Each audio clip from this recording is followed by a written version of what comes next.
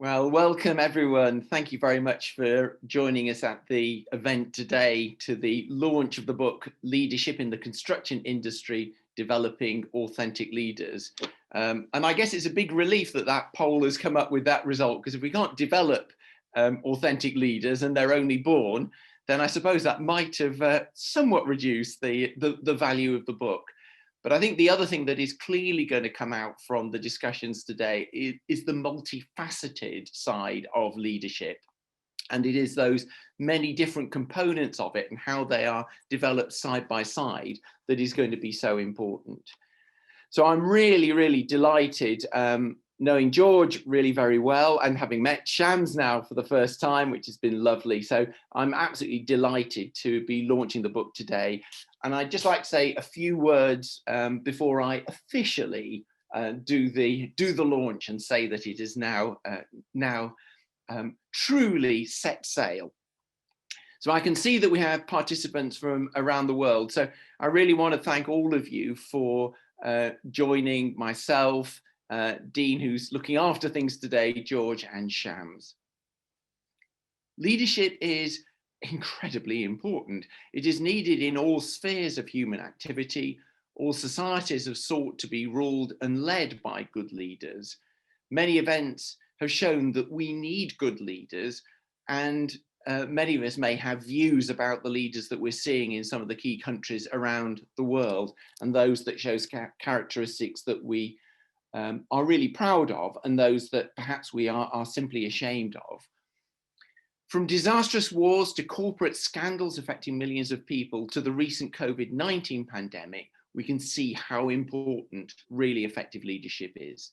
There is every indication that the need will be much greater in the future for really powerful, thoughtful, incisive, and successful leadership that affects not just the short term, but also the longer term. One just has to think about climate change, and the current corruption and injustice in society in many ways to realize how important this is. The question of what makes a good leader has been tackled by some of the world's best thinkers for centuries. It has been related to the politics, the military, religious groups, business, and other organizations such as universities, and indeed families and groups involved in all activities such as sports and music. All of those require the leadership characteristics. Many concepts of leadership have emerged over time. Some have been dropped, but others have endured, and more are being introduced every few months. There are still many unsettled questions on leadership, although they have been addressed for centuries. Among them is that of who a leader is, and therefore how leadership can be defined. Then is that of whether leaders are born or made. So we've just had a poll about that, about how we can best conceptualize leadership.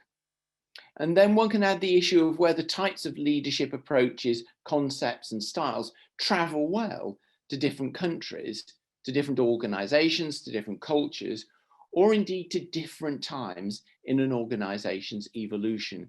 I think all of us can think of people who've led organizations really well at one point in time, and yet their leadership doesn't seem to be working so well 3 or 4 years down the line. So why is that? Many concepts have emerged. Sorry, I'm losing track of where I've got to on that. It's because I added an extra little bit. There we go. These issues make trying to understand the nature of leadership a really worthwhile endeavor for researchers. And the book that we're going to launch today is actually one of apparently millions of publications. I haven't done the exact count, but I knew there would be hundreds of thousands. George tells me millions of publications on the subject. So you will be quite justified in asking whether there is need for another book. And what is new about this one? I'm going to ask them to explain that in short presentations, but I just wanted to make 2 or 3 observations myself. This book is on the construction industry, and perhaps surprisingly, there are actually few books specifically on leadership in construction.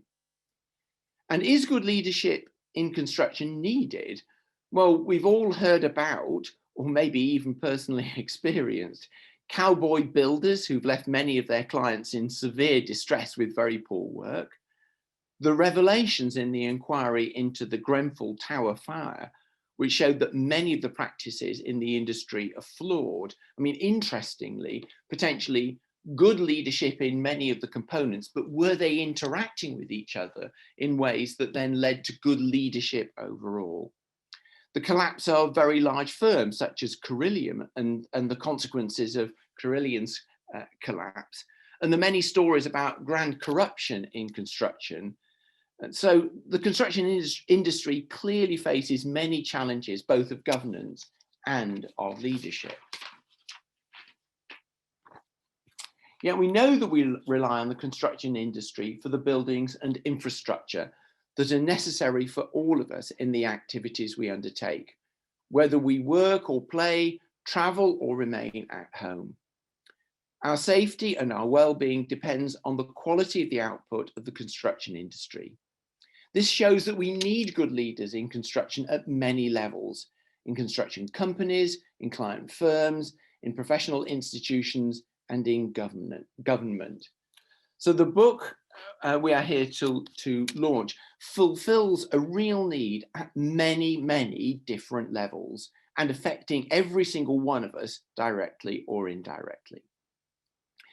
Now, I think one of the things that interests me as an academic, and I'm provost at London South Bank University, so I've got overall responsibility for all of the academic delivery, the education that we deliver and the research that we carry out. And it's really interesting that this book actually stemmed from a PhD study. And I think it's a real testament to the personal qualities of George and Shams, that their supervisor-supervisee relationship, so George is supervisor and Shams is supervisee, has continued to blossom after Shams completed his PhD, with this book published jointly by them 10 years after Shams completed his PhD. So I think that's a great story and a real credit to the relationship that can develop between a supervisor and supervisee. Of course, George and Shams are real experts in this field, having published extensively over the past decade, but it is reassuring to see late updates in this book, reflecting the impact of COVID on all areas of business and society. But one of the most interesting things to me is how the leaders have modified their priorities over the years. Just 4 of them contributed to this retrospective part of the book, perhaps a measure of the impact personally of providing sustained leadership over time. So I don't know whether George and Shams might comment on this, but it's really tough being a leader. And I found it really interesting that they consulted a very large number of leaders, but a relatively small numbers have stayed the course and were able to provide those retrospectives.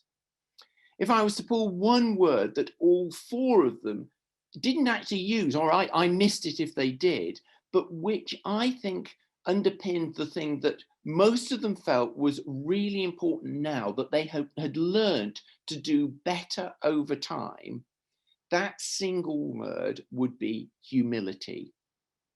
And let me just give you a few brief quotes which pick up largely on that, but also some other areas that they identified as being a very high priority. So this is what one of the leaders said retrospectively. Catching up with technology and technical requirements is straightforward. Isn't that an interesting statement? It's clearly a challenge for lots of people, for all of us in many ways.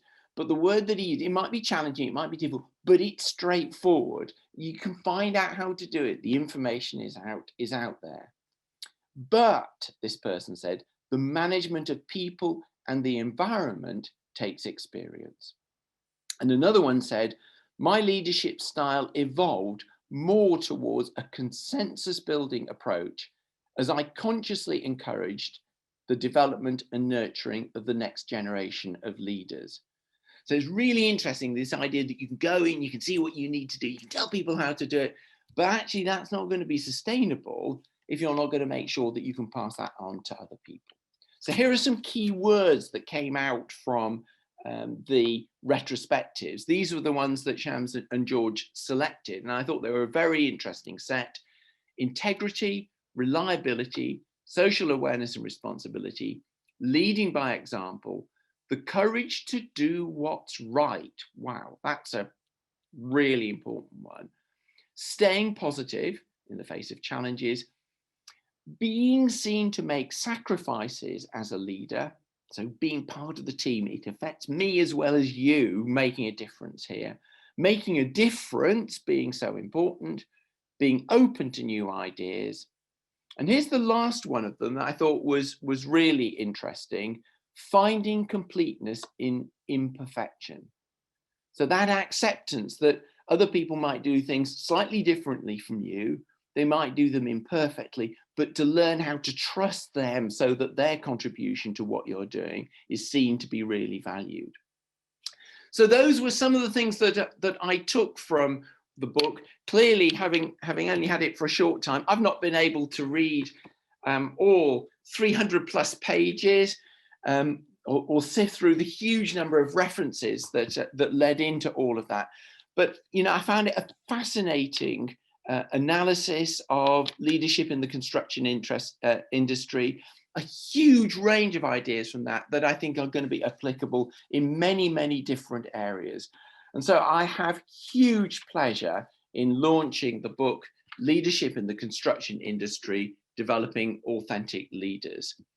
And what I'm now going to be able to do is to hand over to two authentic leaders, to George and Shams, before Sarah Cowley gives us her take on the book and her thoughts, and I'll introduce her in a few minutes, but it's my job now to hand over to George Ofori. George.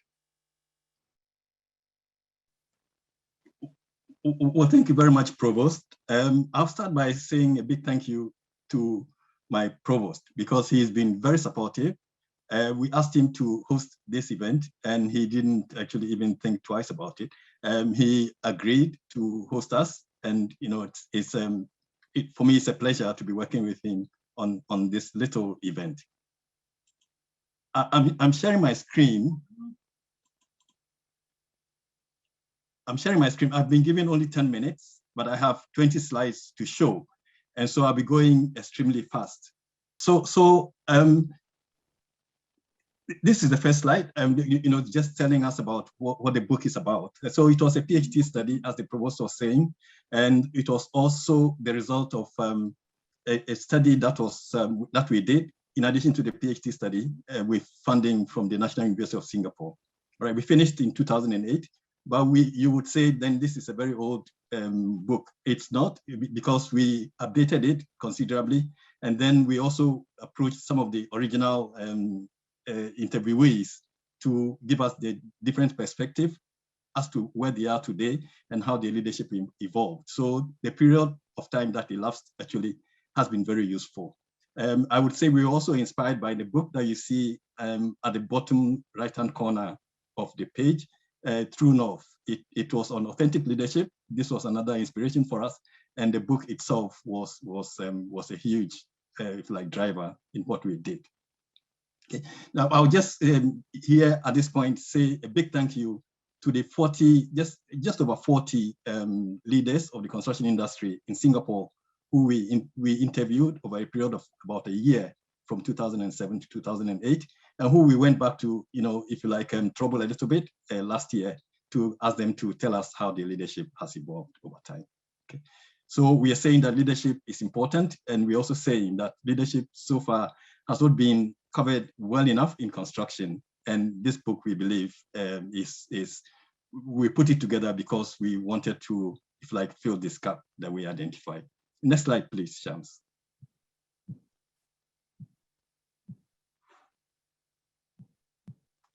Okay, so then this is this is the chapter, the list of chapters of the book, and for the sake of review researchers, we have also introduced at the in the book towards the end all the elements of a research project. Okay, so that they can they can benefit from how the book was put together from a PhD study and from a study in the field, interviewing leaders. Next slide, please. So we go into we introduce the book by highlighting some of the big challenges we currently face in the world. All right, we highlight some of them here, And we say these issues have been occurring because we actually face what many people say is a leadership crisis. We face what many people say is a leadership vacuum. And I'll show you a few more slides on the issue of challenges, issue of crisis. Next slide, please. Okay, so this is an annual study that is done by the World Economic Forum, okay, showing us the major global challenges. All right, you will see in the first group is the immediate, in the second group is the short term, and in the next group is the longer term. So we have challenges in the entire world, okay, and therefore we believe that we need leadership. Next slide, please. Now, these are the four major concerns. The 5 major concerns that people are talking about now in the world. This is over a period of 10 years up to last year. All right, and you will find of the 5. Why I'm showing this is that I believe construction has something to do with each of them. I'll come back to that later on. Next slide, please. Okay, and these are crises that actually occurred, or disasters that occurred over another period of 10 years. All right, this is not the latest, if you like, that I could have shown, but I like the way they showed the number of fatalities around the world. Okay, and why I'm showing this is that construction actually can actually cause some of these disasters, but it actually helps to address the disasters. So what I'm saying is that construction is featured somehow in these occurrences. Next slide, please. And the corporate scandals that we have been encountering over the past several decades actually shows that we have the leadership crisis that I was highlighting earlier. Next slide, please. But so we highlight the fact that we actually have a leadership issue, and we can also then say that we have those leaders. We can put the leadership issues to one side and now begin to highlight the importance of the construction industry. The provost was saying how important the industry is, and we're highlighting those here. So in the the one that shows three boxes is from a report in Hong Kong, showing how important the construction industry is to the economy in Hong Kong. And the big blue band at the bottom is from a report in the UK, showing how important construction is in the UK. And the one that has just appeared is from a report in Malaysia, again showing how important construction is in Malaysia. So we have a very important construction industry, an industry that helps us to deal with the disasters we have faced, an industry that helps us to all the time improve the well-being, create jobs, stimulate the economy, and help us to go forward. Okay, next slide, please. At the same time, we also have an industry that faces crisis. You will see these 7 big things or big issues in construction. And some of you might think this is reflective of developing countries, but this is the United States, okay? 7 big issues in the United States. The very first item is saying that only 61% of contractors in the US construction industry are paid in full, all right? It's 7 other big issues. Remember, not developing countries, but in fact the US, okay? Next slide, please. So it means that we have challenges in the construction industry. And on this slide, we are saying that these challenges actually exist at the level of the industry because of its inherent characteristics. They exist in companies because the companies actually have to take the price that is, that is determined on the project that they're going to undertake. And there are many, many things that are not within their control. And the third one is, the construction projects also face challenges because of the nature of the work that we do in construction. What I've put in blue is showing that as time will be going on, the issues will be much more, not just entrenched, but actually much more serious and more difficult to deal with. Next slide, please. Okay, but we cannot say that nothing is being done. A lot of work is being done. So you find four big reports or 4 big strategies. The industrial strategy is from the UK, the new construction deal. The construction 2.0 is Hong Kong, and the construction industry transformation program is Malaysia. And then the construction industry transformation map is from Singapore. These are major strategies that are being undertaken at the national level to improve the construction industry and its performance. Then you also, the logos are showing industry development agencies. The Building and Construction Authority is from Hong Kong. The CIDB at the top is from Mauritius. The Construction Industry Authority is from Sri Lanka. Then you have the Industry Council in Hong Kong. There is another CIDB in South Africa, and the CIDC is in India. So what we are saying is that, some activities are taking place, effort is being made, attempts are being made to improve the industry's performance. Next slide, please. So some more efforts being made. The chamber in Ghana, then the Construction Leadership Council in the UK, and if you like, the new child on the block is the one in Malta. A new authority has just been formed in Malta. So increasingly, it is realized that the industry actually needs attention, and we should do something about it. And it has also become important, for the global, if you like, consultancy organization. So you'd have seen McKinsey also doing a study. You'd also have seen the World Economic Forum also doing a major study. And on the right-hand side is, is the UK government coming up with the construction playbook, just providing good practice in industry, in project management. Next slide, please. So then there have been proposals for reforming, transforming, improving the construction industry, and so some of the proposals are highlighted there on this slide. Next slide, please. And we think that all these things, we can imagine them, but we believe that leadership is the one that is going to make the difference in the agencies that have been established, in the strategies that have been formulated. We believe leadership is needed if we actually are going to be seeing progress in the construction industry. Next slide, please. So I showed this citations, the Google citations page for my young man, for the young man Shams. All right. So the work that we did has been published in many papers and has been quite well cited. The one at the top, cited more than 700 times as well. Now, if you think there are only just 5 or 6 articles that Shams has done, next slide, please. There's a very long list, and you can actually see he's not an academic, but he is working in a bank. Nevertheless, he's been quite prolific in working on this. So we have produced all these papers. So the question is, why did we think of doing a book as well? Next slide, please. We said, so do we need another book on leadership in construction? So yesterday, I was just looking very quickly at books on leadership in construction. So the 6 on the left-hand side are the ones that I could find. I couldn't find many more. And now the 3, starting from best, building the best, those 3 actually are not on construction, but I like the titles of them. Okay, so we have very few works that are, if you like, comprehensive and cover the issues in construction. Next slide, please.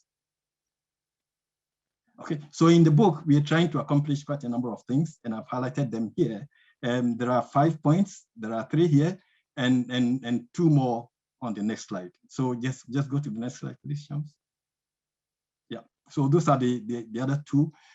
In a sense, what we have done, we'll tell you also on the next slide, please.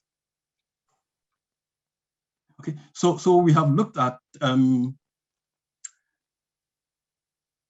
nature of the construction industry and how strategic it is for every economy, all right, to have a well-performing construction industry. We have also looked at the idea of leadership, as the provost said. We have looked at how the concept of it have developed over a period of time, starting from the many centuries ago. We have looked at various issues of how relevant leadership is to construction, and then we have gone on and looked at the interviews that we did, looked at how these interviews then map onto the idea of authentic leadership, and developed some models, some of which Shams will be sharing with you this morning, and then gone on to, for the sake of researchers, highlight possible areas for further research as well. Next slide, please. Okay, now we believe this book is quite different. Remember, we said there aren't all that many books on leadership in construction anyway, but we believe the book is quite different, and those are some of the reasons that we can say actually make the book quite different. One of the things that we do in this book, which perhaps we don't see in many books, is that we allow the leaders to speak for themselves. So we do not paraphrase some of the interview, the big points from the interviews. We actually present them as they were during the discussion. And in this case, we are saying that the leaders actually own the book that has been produced. And this is why we are extremely grateful to them for giving us so much of their time, to enable us to actually put this book together. Next slide, please. Yeah, so now I hand over to Shams. Shams currently works with the Asia Infrastructure Bank. He's had a brief period in academia, but now he's actually a full-time banker. So he will take us through the rest of the presentation from now. Thank you. Thank you very much, Prof. Fori. So I think, at the outset, I would say that the purpose of this presentation is not to really present to you the book, but essentially to create curiosity. So you can actually read the book, because that's where the meat is. And our purpose here is to create that curiosity so you can go and see what's there, in the book itself. And let me just tell you that, while we were developing the book, and we were finalizing the manuscript last year, we were going through a massive amount of literature that has been written about leadership. And since ancient times, it's nothing new. So philosophers like Plato, Aristotle, Sun Tzu, and many others have written about leadership. Until, if you go back about 60, 70 years ago, post-industrial revolution, we have seen many more classical theories coming up about leadership, which is, if you know about theory X and theory Y, motivational theories, transactional theories or charismatic theories. But these theories, if you go and look at the literature, essentially present leader as a great man, as a human being who has, very extraordinary qualities, and an ordinary person reading about leadership is somewhat intimidated that, leadership is something that is out of the world. But, we in our work we actually found that that's not the case. It's something, leadership happens at all levels. And that's what, we have found recently. These are the trends that are emerging, that, leadership happens on day-to-day basis at all levels of institutions and organizations. And it cannot succeed without good followership.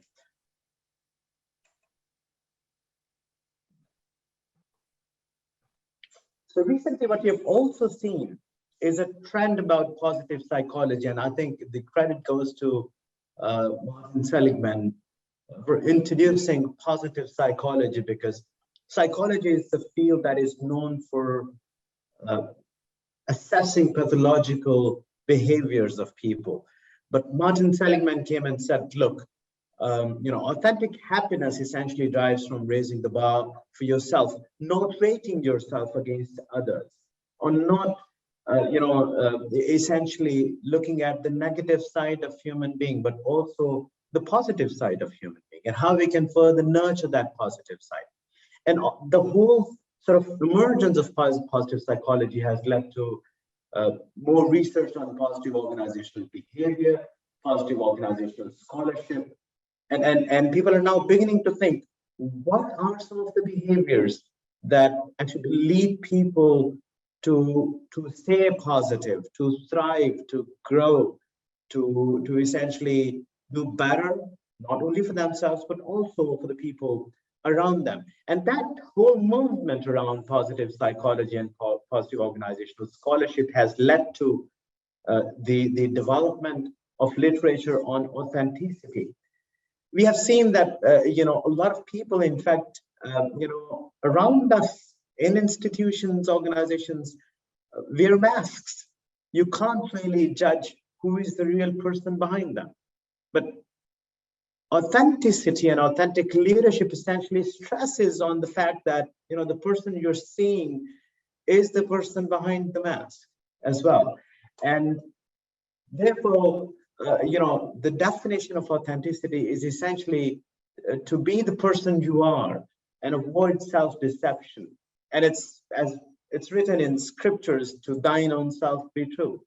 And authentic leaders are actually the people who understand their purpose. They practice solid values. They put their heart into things they do, the leadership they perform, and they're really connected with people. They're not staying in the ivory tower. They have very connected relationships. And as a process, authentic leadership is not all about the leader itself, but essentially is a function of highly developed organizational context in which people trust each other, people understand each other, and there is a very fluid and dynamic relationship between the leaders and the followers and the associates, which fosters positive self-development. So it cannot just be that somebody is an authentic leader on their own. It has to be within a context, within an environment where authentic leadership can actually thrive. And before I take you through what we did in terms of research and what we found, I want to touch on the issue of the use of grounded theory as methodology. And when we were doing this study, we had thought a lot about, should we do quantitative surveys, what kind of method should we use, and we were between both quantitative and qualitative research, and we ended up using grounded theory primarily because it really suits the kind of research we were doing. It really helped us immerse in the whole environment where we were studying leaders. We were listening to their stories. We were doing a lot of transcription of what they were saying to understand the hidden trends, what they were saying between the lines, to develop and code the speech that we were hearing from the leaders. And hence grounded theory really helped us through that journey. And if you're interested in reading more about grounded theory, I would strongly recommend that you look at these couple of books showed here. So in terms of process, we actually did an exploratory study, and then we did face-to-face interviews with leaders in several phases. So we went to some of the most authentic leaders with great reputation of authenticity in the construction industry, and some of them are thankfully joining this presentation as well. We asked them questions about their leadership, and in the end we also asked them, who do they think are authentic leaders in the industry, and they gave us recommendations. So we went to meet more leaders, and we continued that process and went on to meeting a lot more interesting and exciting authentic leaders in the construction industry of Singapore. And that process was, while it was very, very interesting and exciting, it was also very exhausting, because we were very carefully looking at each and every word they were saying. And if we had any confusion, we were going back to them in some cases, asking for clarification. So we were essentially building a pyramid where we had a lot of coding done at the base, and then we were building categories, developing trends, and going all the way to the top where the final theory emerged from the data that we had collected, qualitative and partly some quantitative data that we had collected. And we didn't stop there. We actually went back and validated that theory with practitioners in the industry, from the very followers of those leaders. We spoke to more leaders and checked if they saw themselves in the theory that we had come up with. And I'll be talking about that theory shortly. But let me just share with you who were the leaders that we talked to. They were from some of the very well-known organizations in Singapore. And if you are from Singapore, which some of you are, joining this presentation, these names are very prominent. These institutions are the ones that those leaders were actually leading 10, 12 years ago.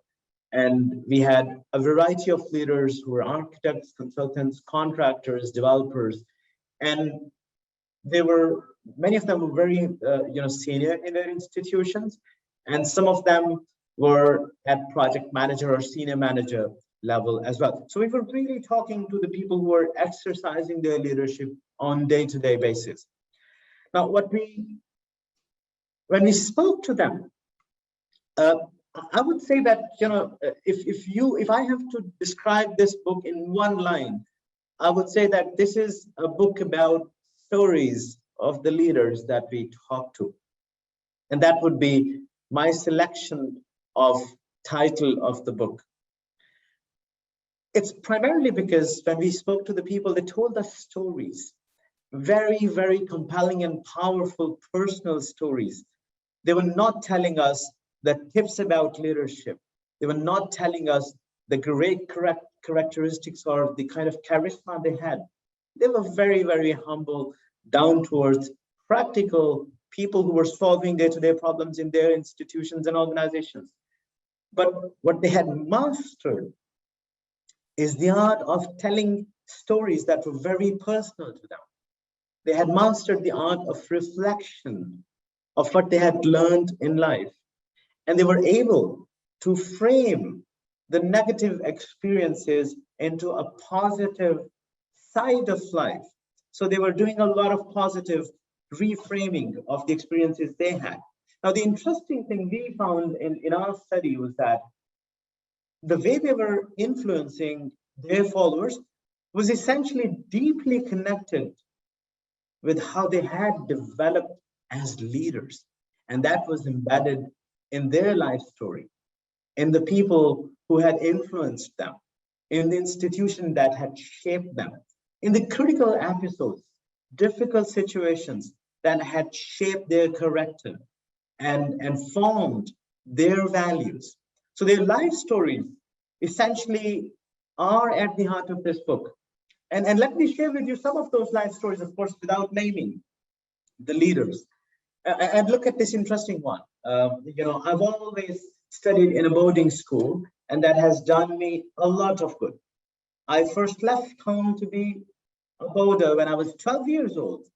One thing I learned is how to survive in the face of competition, because you are competing with all the boys for space, for food, for everything, The other thing is that you are living and working with the best students. So I think that way you are constantly upgrading your knowledge.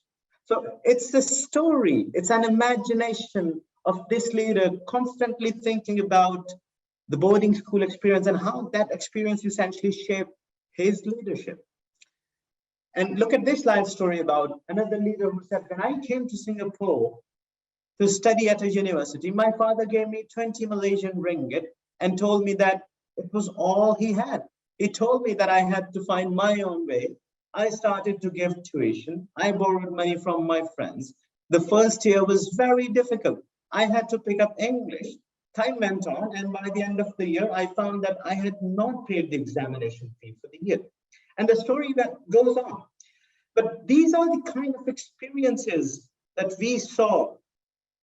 The leaders were very happy to share as their life story, and these experiences essentially shaped their values, their perspective of leadership, and their way of how they wanted to help people and develop followers around them.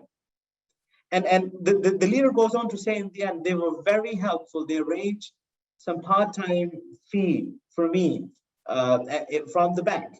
And that sort of experience lived on with the leader. Look at this one.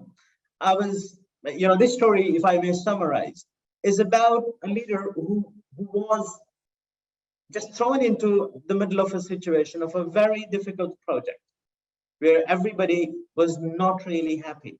And people were quarreling, they were blaming each other, they were pointing finger at each other. And this person comes in and tells everybody, look, if we have to prove ourselves, we need to come together as a team and we need to really make this project successful. And with this sort of one-to-one personal conversation and communication, the whole team gelled together. The project was successful. It even won a few awards.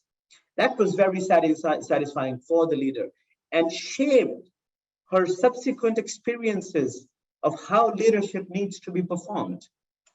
So it was very much on-the-job learning. Now, from our study, we really felt that leadership or leaders essentially go through 4 phases of first preparing for their leadership, like when they're in school, when they're in the university, participating in different activities, they're preparing for their leadership. When they come to join the organization in their early part of career, they are practicing and polishing their leadership. They're learning the art of it from the people around them. They're willing to experiment, they're willing to explore. And also, with the passage of time, they begin to perform when they get the opportunity. So that's really how institutions, organizations are structured, right? So when they get a chance to perform their leadership, they really demonstrate what they have learned. They bring people around them. They are able to succeed. They are able to do jobs and perform tasks in a better way as leaders and as teammates. And at the last stage, essentially, when they're really at the apex of their career, a real desire wakes up in them to pass on that leadership to the next generation. So they start doing a lot of coaching, a lot of mentoring, and they have a true desire to pass on their legacy to the next generation. And that really looks like the growth of how a plant grows. It has to face storms and winds in the early phases. It then becomes a relatively stable plant, and then a tree that provides shades to others and protects people who sit under the tree. And that's how leaders do as well when they are really at the apex of their career. But we also found are 3 key dimensions of leadership, of authentic leadership. And the first dimension is self-leadership. You have to be able to lead yourself before you can lead others. And I'll talk about self-leadership later in a bit more detail. And then, in terms of, if you really want to have good followers, you need to serve them. You need to really rise above your own personal desires and connect to people in a very authentic way so that people can actually relate to your leadership, to your purpose. And only then they will follow you. Only then they will go an extra mile to do what they have to do for you. And then it's important to sustain the impact of leadership. Leadership is not something in institutions and organizations that can happen one day and not the other day. It has to happen and be effective on day-to-day basis. So the systems leaders develop, the processes or the kind of culture and environment they develop should sustain and should have the ability to last longer than the life of leader or his career or her career itself. So when it comes to self-leadership, for example, we really felt that it starts with self-awareness, and self-awareness essentially comes from really digging deeper into your own life story, finding out where you come from, what are your roots, what is your purpose of leadership, and then self-regulation in terms of learning, in terms of conducting yourself, in terms of presenting yourself as a leader, setting examples, and then constantly growing, developing and honing your competence, and developing the essential characteristics that a leader should have.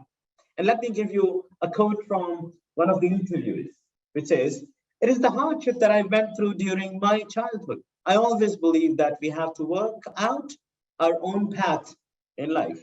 The guiding statement of my life that I remember all the time is that Buddha merely shows the way. We have to work on our own paths. We have to help ourselves.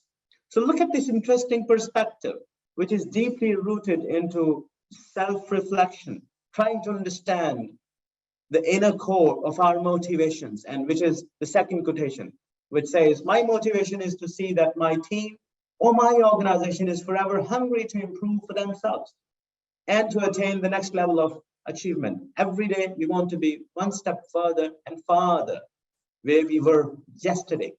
So that's the kind of drive and the ability and desire to set examples which constitute self-leadership. And then when leaders are actually able to transcend their own motivations, their own desires, and they go beyond just leading themselves to, in fact, leading others. And how they do that? Through servant leadership, through spiritual leadership, through shared leadership, by serving others. And look at one interesting quote. I don't consider myself to be a very strong leader, to be looked up to and admired by others. I don't have such a desire to be seen as a leader. On the contrary, I prefer to be someone who is less visible, more humble, and less looked up to by other people. Now that I have reached this stage of my career, I wish to fulfill the role I'm given to the best of my ability. And I've personally seen that people, when they really have reached the apex of their career, when they have been there, done that, tasted the leadership from the top, and when they are authentic, a desire wakes up in them to develop more leaders, to help others, to give credit to other people around them, because they have taken enough credit. They have taken or tasted the fruits of leadership. Now they want to give it to others. And that is servant leadership. That is shared leadership, when leaders are willing to share and empower, share their leadership and empower people around them. And last but not the least, sustainable leadership, because leaders have to have strategies that they can employ to make sure that their impact of leadership lasts longer.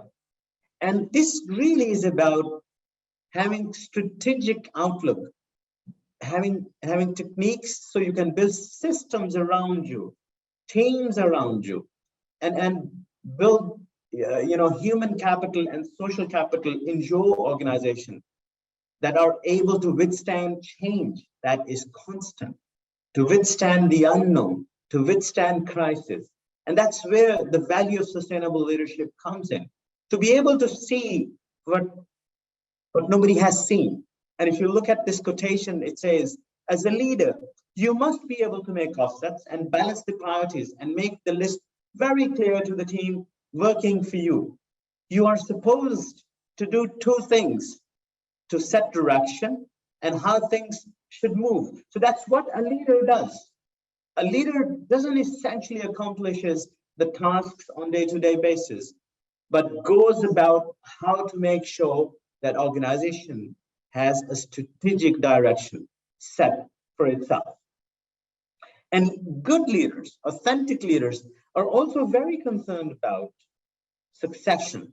They want to make sure that they have thought very well about who will take over when they are no more, because that's important.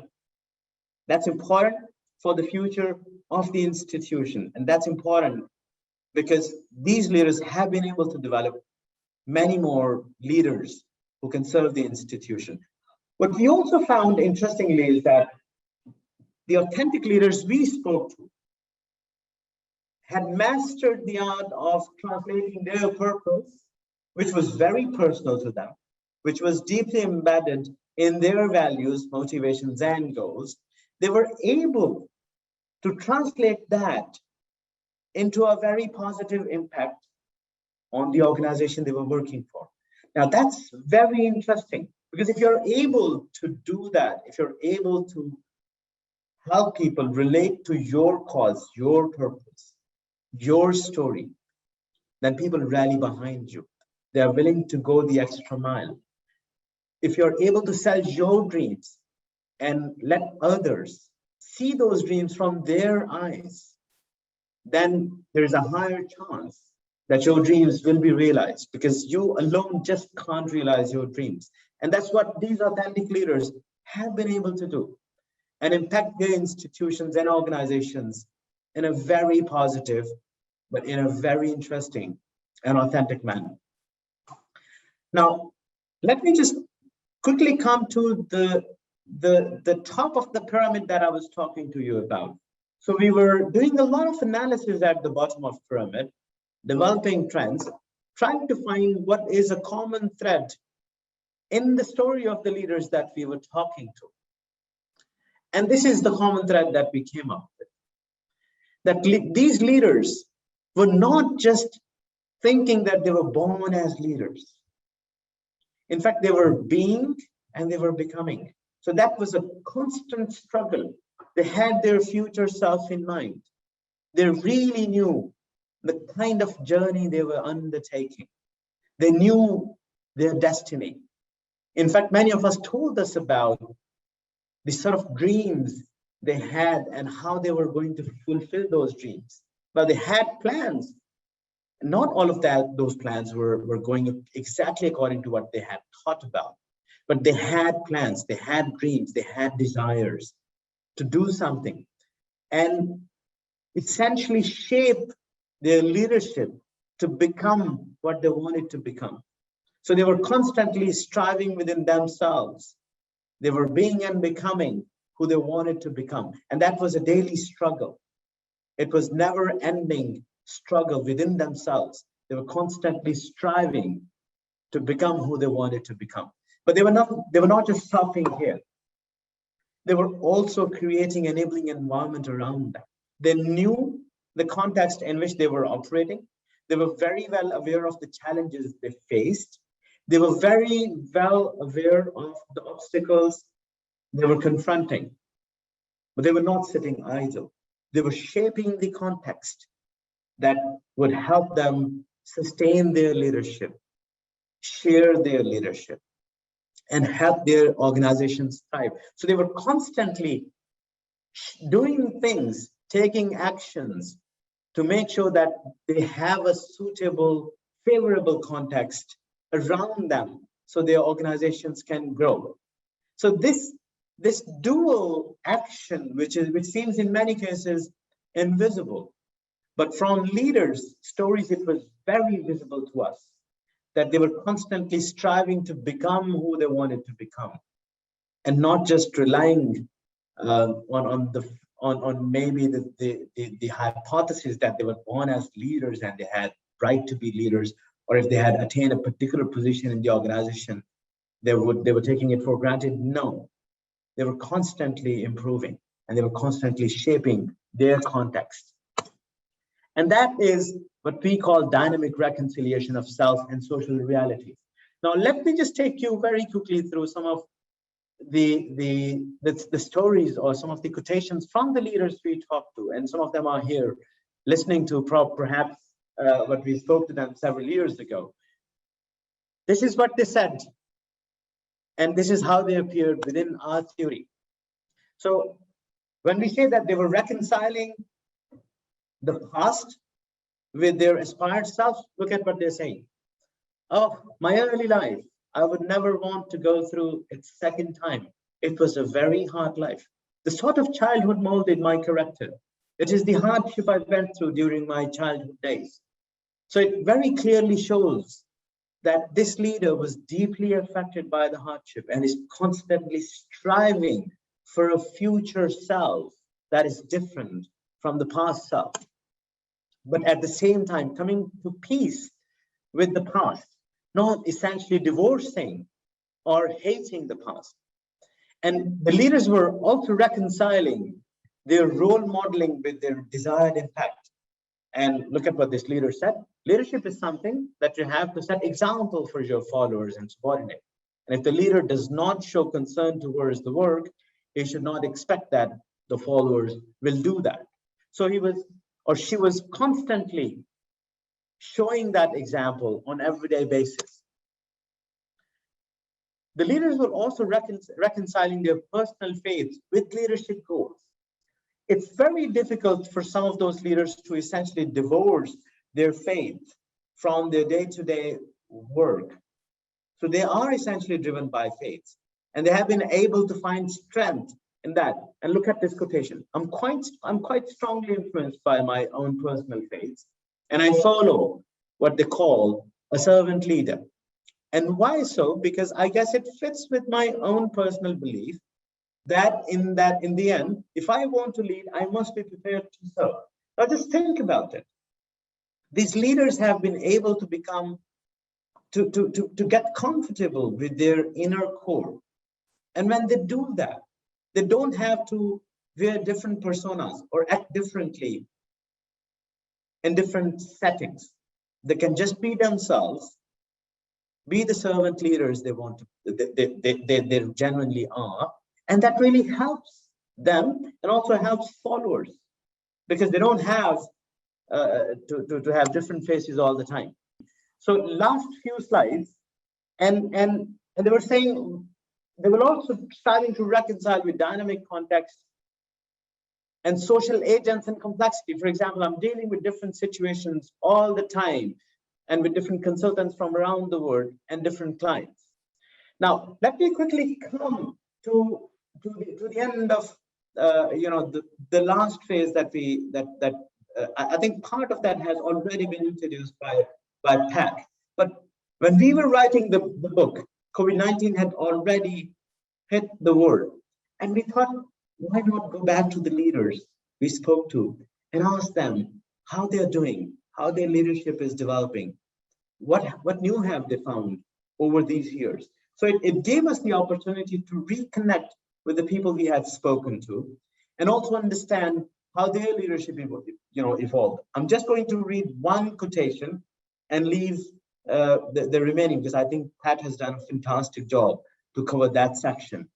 And here it goes. I feel that I'm more well-rounded in business, and I have also grown in social management of people. Catching up with technology and technical requirement is straightforward, but management of people and environment takes experience. This is a leader who was a leader 12 years ago, but has been humble enough to say, look, I'm learning, I'm catching up.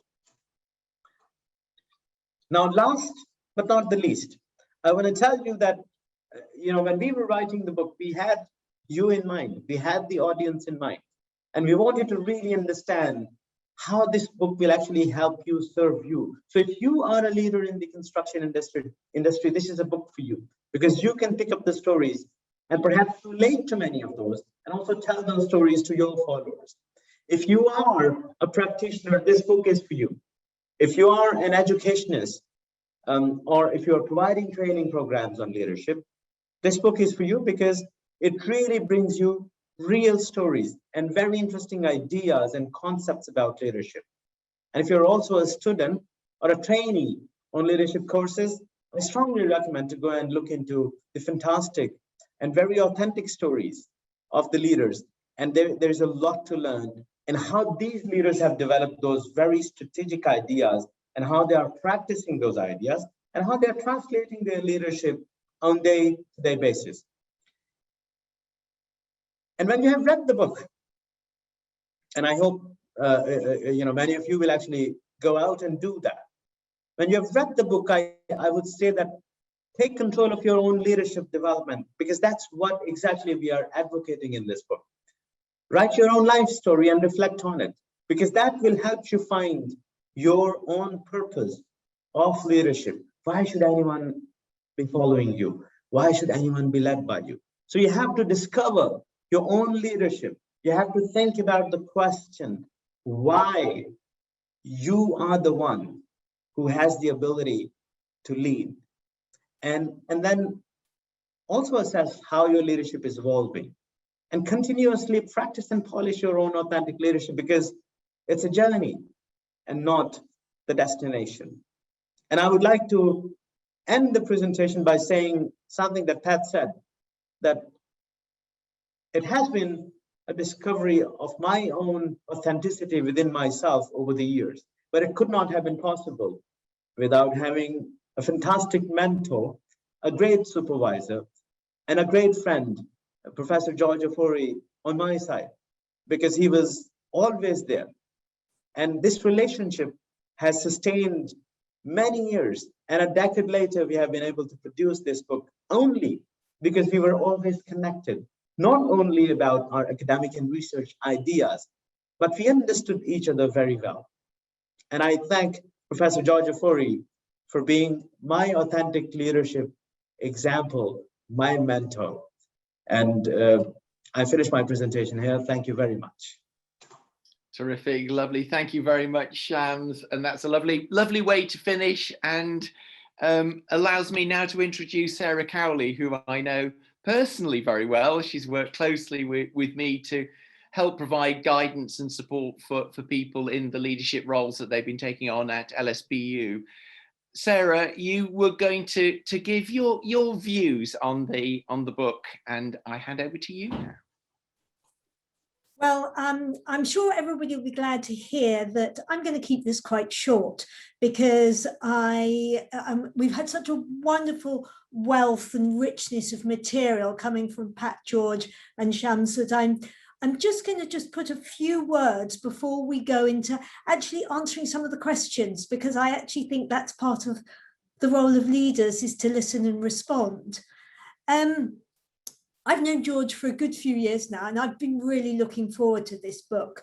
I will declare that we share a passion and belief in the power and impact of authentic leadership, and also the complexity and tension within which it sits. And George has outlined your industry, and both its complexity and also the importance in its role within society. And also it's a book about possibility. And I think Shams articulated that really well. So I'm not going to repeat what they were going to say. So just a few minutes from me. And my biggest challenge was, where do I start with this book? It takes us right back to Plato and Confucius. It contains a real wealth of materials and a series of propositions. So I'm just going to focus on 2 or 3 things. One is the overall richness of the book. And to me, it's not just one book, it's a number of books in one. So it's one of those that would really benefit from sitting by your bedside or your office table and dipping into, and then reflecting, because I think that piece of actually, who are we as leaders, or who, if you're somebody like me who's supporting and working with leaders to be of their best, how can you use it? And I'm really looking forward to diving deeper into it. It's extreme. I read a lot of books, and I'm asked to do this quite regularly. And this book is particularly well researched and highly referenced, but also is very accessible. And there's something about the stories, not just for the color they bring, but we learn from stories. We actually learn from stories better than we learn from facts. And I love the way the book has incorporated them, and which involves the really wide breadth of people who were interviewed. And I picked out 1 or 2 stories, but I won't go into them because, again, some of those have been covered, and I want to keep us moving forward into those questions. But it was, what struck me was the individual, the female CEO, and I, as a female, and as you saw by the statistics, there aren't many women in your industry, whose family were rubber tappers with no guarantee of 3 meals a day, and who talked about how it influenced her later in life as a leader. But there are also those of us who are influenced by books, by coaches, by mentors, and Shams talks about George in that context. So the second thing that struck me was this whole focus on authentic leadership. And sometimes authentic leadership is seen as quite a narrow construct.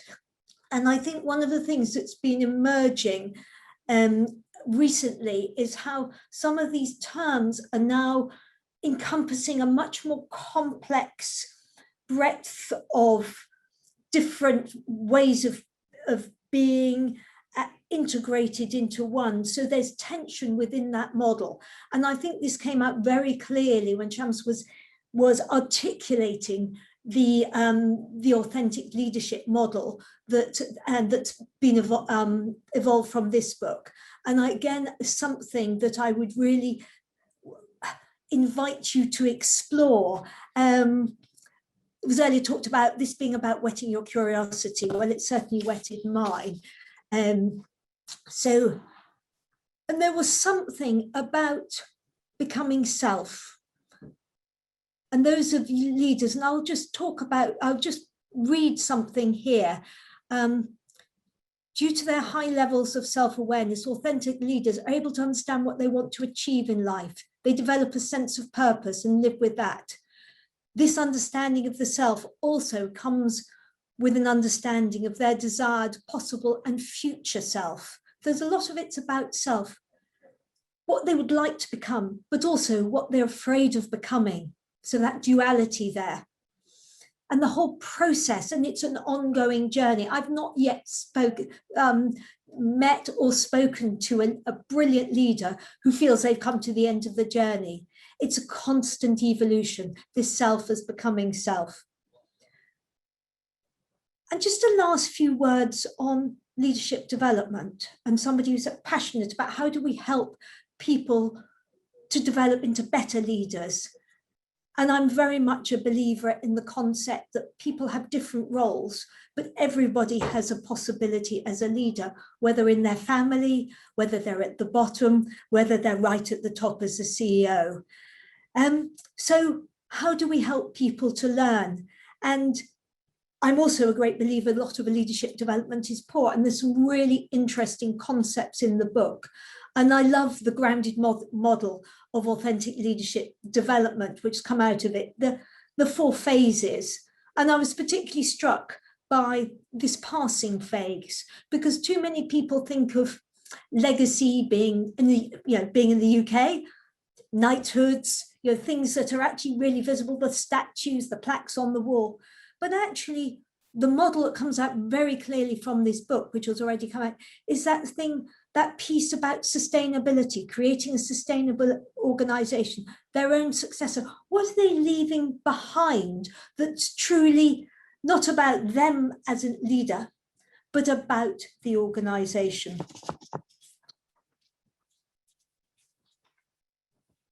So finally, I would just urge you to have a look at the book and let it pique your curiosity. And I don't think it's one for one sitting. So thank you very much for inviting me. And I look forward to being part of this panel. Lovely. Thank you very much, Sarah. And what I'm going to do is hurtle through the questions and pull as many as I possibly can in the 15 minutes that we've got. And I'm only going to ask one of the panel members to respond to each of the questions so that we've a chance to get through a reasonable number. So if you can come on screen, George and Shams, I'm going to pick up a question from Sarah Hajigasimi. Sarah asked about what changes there might be to how you define a good leader post-COVID. So George, I'm going to ask you this one, and just you.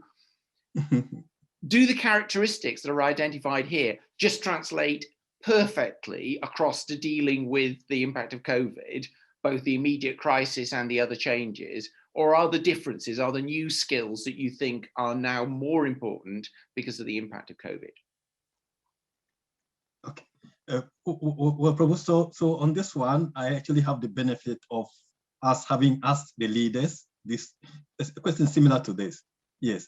And they said, I mean, COVID is something that we never imagined, something that we never thought might actually affect the industry in this way.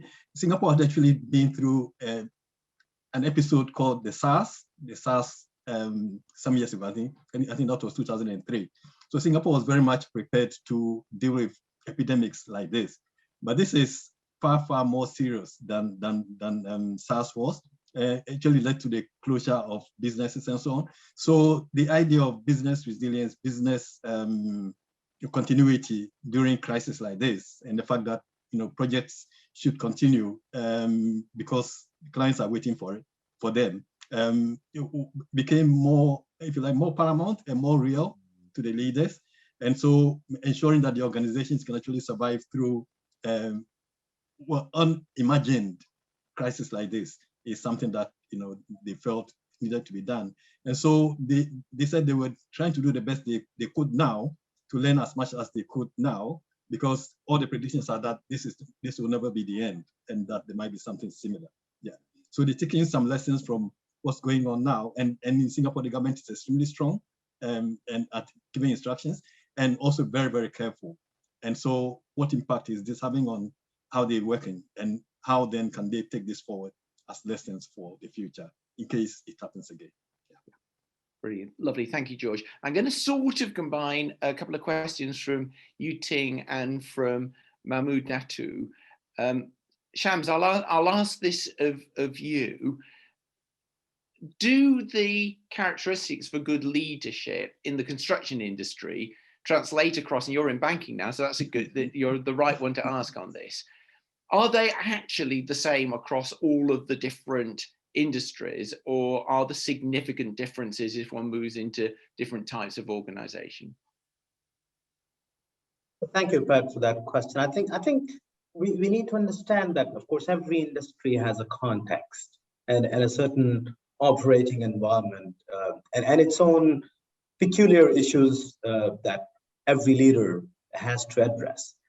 But when it comes to personal leadership itself, I think it's pretty same across the industries, and we have seen that some of the leaders that we spoke to were not only operating within the construction industry, were also operating in other industries as well at the same time. And they were being, as long as you're authentic, you're well aware of the context in which you are operating, and you're deeply connected with your own values, it helps you stay grounded. So your own leadership essentially doesn't change if the industry changes. You stay and that's primarily is what authentic leadership is about.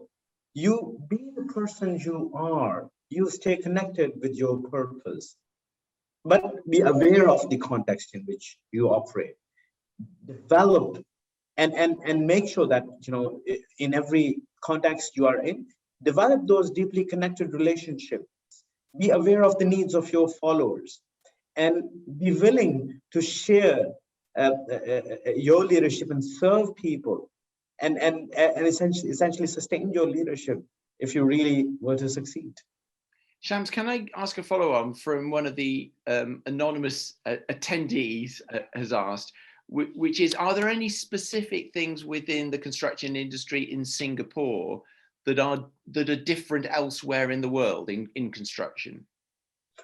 But I think the challenges of construction industry are different. Of course, we can't equate the industry, Singapore construction industry, with other construction industries in developing countries or in different contexts. The challenges are, of course, unique, but there is, of course, a common thread of the construction process itself, which is the complexity of construction process itself. So I think largely, and Singapore is a very international place where leaders, are coming from all over the world. Singapore companies are going around the world, and many other, companies are coming to Singapore for construction. So it's very much part of the global ecosystem. The construction industry is not just residing in Singapore, but operating elsewhere in a very global environment. Great, thank you, Shams. I'm going to pick up a question that I'm going to ask of George, which is actually in the chat box from Edmundo Werner, and it's, did you see any mismatch? So I'm slightly rewording Edmundo's question. There's kind of an implication that all of the characteristics that might identify a good leader lead to successful companies. But did you ever see mismatches where somebody seemed to have all the characteristics, people said they're a great leader, but some of the other things that the company is judged by, profits and so on, actually it wasn't that successful, but they were seen as a good leader, or the other way around, where companies succeeded, they didn't seem to have the characteristics. but or was it always a match? Was there always a correlation that those common characteristics and a sense from those around them they were good leaders was then reflected in the sorts of metrics that might be used? Okay, so I'll answer this question, but I will perhaps go to it in a slightly roundabout way, but in very short. I'll keep it short. So the first thing I would say is this. So when we asked the leaders what they wanted to remembered by, something that struck me was that each of them said they wanted to be known to have been a good professional. So the architects said they wanted to be known to have been a good designer. The engineers were saying they wanted to be known to have been a good engineer. The quantity surveyors were saying they wanted to be known to have been fair to clients and to have been a very diligent and good quantity surveyor. So this is something that has stayed with me. That how they will be remembered by is what they would have, what impact they would have made as being good in their own professions. And also, what they were looking for is the ability to leave behind sustainable organizations and to have been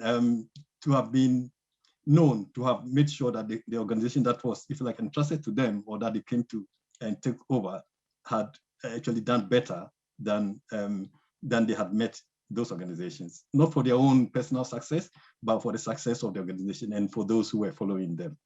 So Edmondo's question, I cannot actually answer because we didn't have any examples of companies that failed, with these leaders. But we would say what we had were leaders who we could say were leaders in their own right and were successful in their own right because of what motivated them and what they wanted to achieve and how they wanted to be remembered by. Yeah. Thank you very much, George. Sarah, I'm going to pull a question and I'm going to slightly reword it. It's one that came from Philip Zhang. So most of my questions are going to go to George and Shams. But you've talked to lots of people who have been developing their leadership skills. And we all know the famous phrase, some were born into leadership roles. Some have striven to acquire it and some have had it thrust upon them. Have you seen a pretty well equal mix, or is there a strong tendency for people either to be clearly identified very early and not quite born into leadership? I'm not talking about kings and queens and things, but right from the outset, they are seen as leaders, even when they are a junior lecturer in a university. You can see that coming through, and they're going through. To what extent have you seen people having a career structure that leads to that, or it just happening? Is it a real mix of all of those? Or is there a strong bias towards one or the other of those scenarios? I love the way you talk about the mix. And I think if we were having this conversation 20 years ago, when there was a much more linear definition and a more egalitarian definition of leadership, you would say, yes, you could see it, the high potential would then make their way through. I think what's happened over the past 10 plus years, and this book encapsulates some of that, is actually leadership. We now have a better understanding of what leadership is, and leadership is a very much, and it's a very personal thing. It's very, what's come out in this book is the power of authentic leadership. But that is manifested differently. I will be different from you, Pat. You'll be different from George. There may be some very strong values and some really commonality, but that individuality, I think, means that there is much more possibility for individuals to go on that journey and find their self. Back to the piece that Shams was talking about, you have to start with the self-awareness. So I think there is a much broader breadth of leader that's coming through, and the possibility for leaders to come from anywhere, because it's not leaders who are choosing to make people followers, it's followers who choose whether they want to follow. And there's something intrinsically different into that model. And there is, somebody's just mentioned Taleb's Anti-Fragility book. And I just want to make a slightly sideways move into that, because I think there is something about authentic leadership that really helps organizations be less fragile, and the whole concept of anti-fragile is being able to adapt to pandemics, to financial crashes, etc. Sarah, thank you for that. And I'm going to pick up just two final questions, and I'll ask one to Shams and one to George. But can I actually just suggest that people have a quick glance through the Q&As and the chat, because some of the questions, I think they're too big to be answered in this, and they're all questions in many ways. But actually, they're just interesting. The questions themselves almost tease out answers in the way that the discussion has gone, or perhaps lead you to want to track down those particular sections within the books.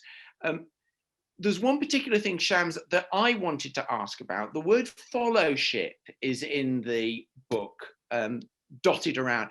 But actually, I've seen it used quite a bit in the context of leaders being followers. So when I glanced at it, I was thinking that it might be fellowship and it would all be leaders being followers, but it wasn't. It was saying, how do you get people, how do you develop that fellowship? And that links into Mohan Kumaraswamy, who asked the question about humility and leaders admitting when they're wrong. So did you find when you talked to people, the leaders, they were talking about being in touch with the people that they were leading? So to some extent, there is that switching of the roles to be a follower as well, and a willingness to say, yeah, actually, you know, I've made a mistake here, and I just need you all to know, and I'm sorry about that. Or was that something that very, very rarely happened? Sorry, that's a long question, and I need a very short answer. Well, I think the first question, I mean, the first part of your question is that, did we find leaders who are willing to follow their followers? In fact, in construction, if you really want to be a good leader, it is something that you have to do, because you have many experts in many different areas. If you're leading a project, you have to rely on their competence, their ability to give you the right solution and right answer.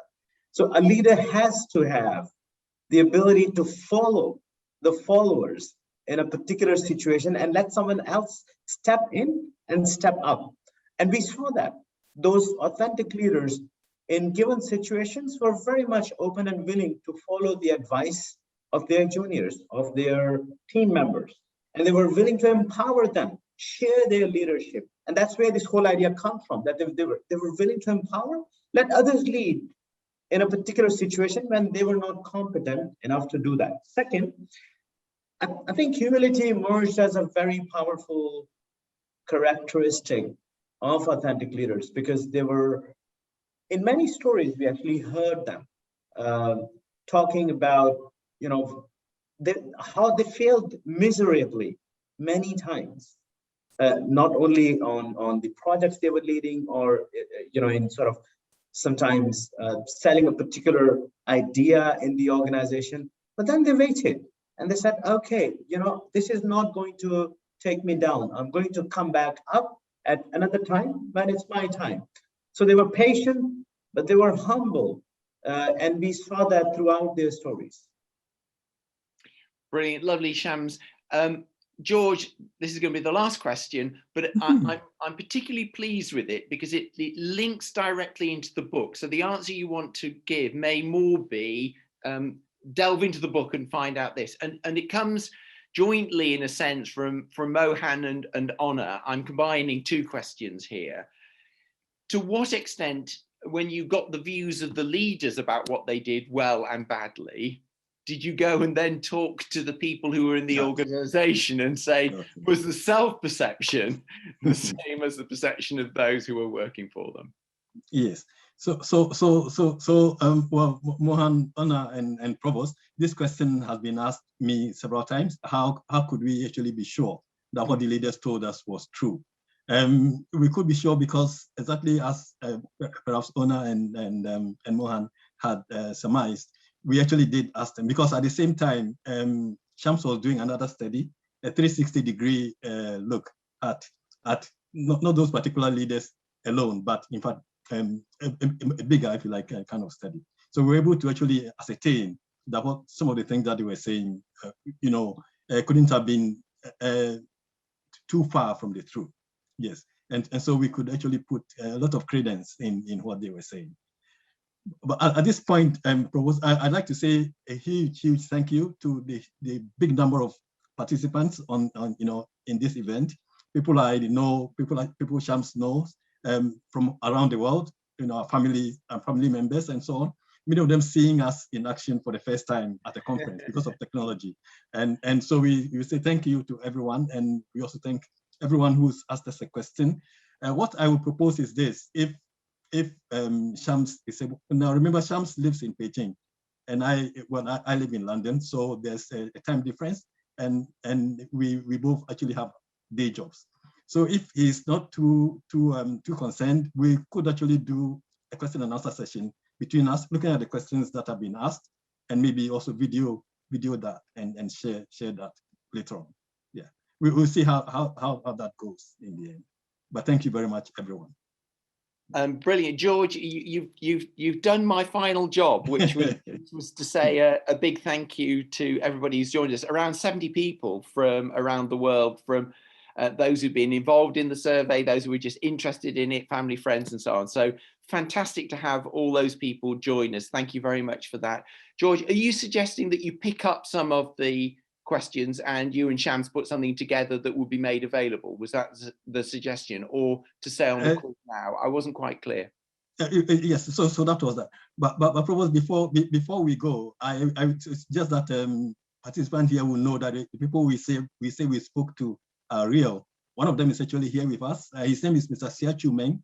Mr. Sia is in Singapore a real leader in the construction industry. So he and I have been exchanging texts by WhatsApp during this session, and I've asked his permission whether I could, if like, unveil him here, and he says it's okay. Yeah.